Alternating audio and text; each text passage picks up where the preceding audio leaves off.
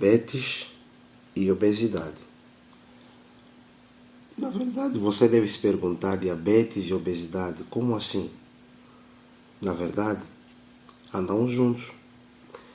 Foi detectado nos últimos 2000 anos pelos cientistas na mudança do nosso DNA.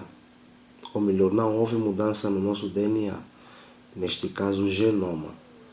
Mas na verdade, houve uma grande mudança na nossa alimentação e com isso ativou-se uma série de doenças e uma delas é a obesidade e diabetes.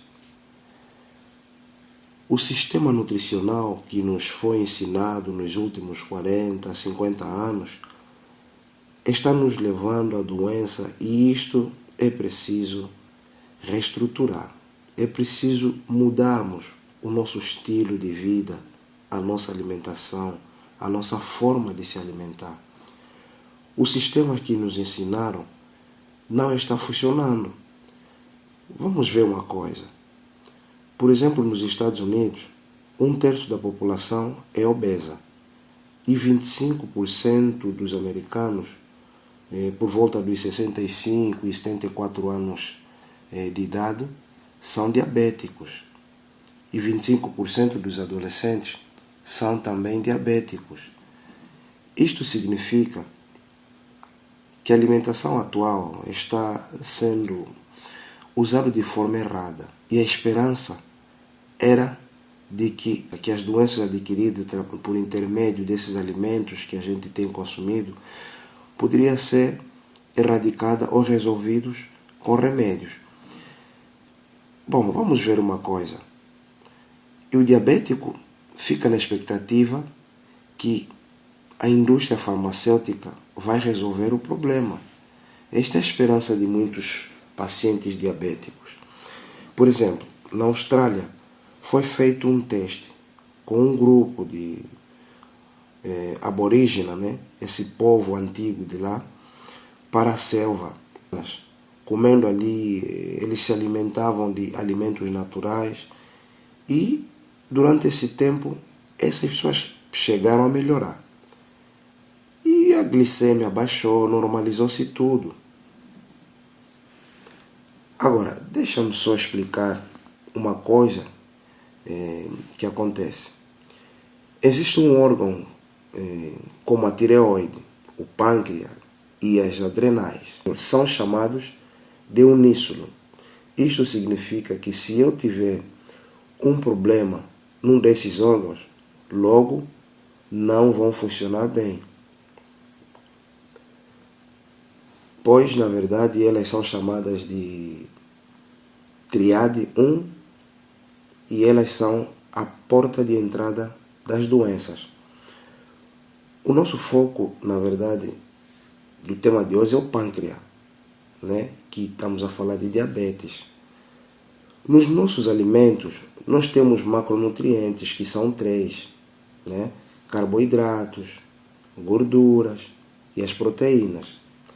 Os carboidratos e as gorduras são conhecidos como alimentos energéticos, pois elas nos dão energia para viver, aquela energia que nós temos para andar, dançar, saltitar. Essa energia é dada através dos carboidratos e gorduras que nós ingerimos. E as proteínas são os construtores do nosso corpo. E ela é responsável pela construção dos nossos ossos, da nossa pele, do nosso sangue, do nosso músculo. E a proteína é um bom alimento ou melhor, a proteína não é um bom alimento para gerar energia. O paciente pré-diabético, dando um exemplo para poderem perceber melhor, o paciente pré-diabético e o diabético são a mesma coisa. Isto quer dizer que se eu sou diabético, 2 horas depois do almoço, 2 horas depois de eu jantar, Esse aumento de açúcar no sangue, num período, esse aumento provoca um fenômeno chamado de glicação, ou podemos considerar, por exemplo, efeito caramelo. Quer dizer, depois de se alimentar, depois do meu almoço ou depois do meu jantar, qualquer refeição que eu fizer, acontece este efeito. Nós somos animais de sangue quente, de temperatura de 36,6. Vejamos uma coisa. A proteína que circula, ou que está circulando dentro do nosso sangue, carregando oxigênio, desta feita, se eu como muito carboidrato no meu almoço, no meu jantar, haverá um aumento da glicose no sangue e se junta com a proteína e com o calor do corpo. E aí vai formar proteína ou hemoglobina glicada. Essa hemoglobina glicada vira como se fosse algo velho, né? Ou um ferro velho.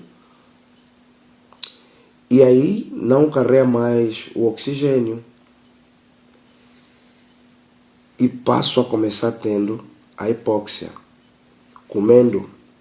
Começando a ter a falta de oxigênio, chegando às células, e aí a gente já não tem mais hemoglobina para poder carregar isto, ou para poder carregar isto. E veja lá uma coisa, se sobrar glicose, e ele é armazenada no fígado, nos músculos, na forma de glicogênio. E nesse processo, quando você ingere a glicose, você precisa de insulina. E que a grande vilã da história é esta insulina. Insulina é a grande vilã da história. O problema é o açúcar aumentado no sangue. E o açúcar aumentado no sangue aumenta a insulina. Pois é. E a insulina aumentada cria resistência insulínica. A causa do diabetes é a resistência insulínica.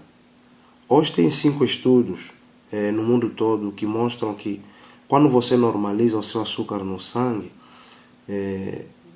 na verdade, você acaba por morrer. E o segredo não é baixar a glicemia. O segredo é baixar a resistência insulínica. E para baixar a resistência insulínica, você deve mudar o seu hábito alimentar. Reduzir a dieta rica em carboidratos, aumentar a dieta rica em gordura. Pois eu sei que muitos podem pensar que aumentando a dieta em gordura faz muito mal para a saúde. Não. A questão é consumir gordura boa.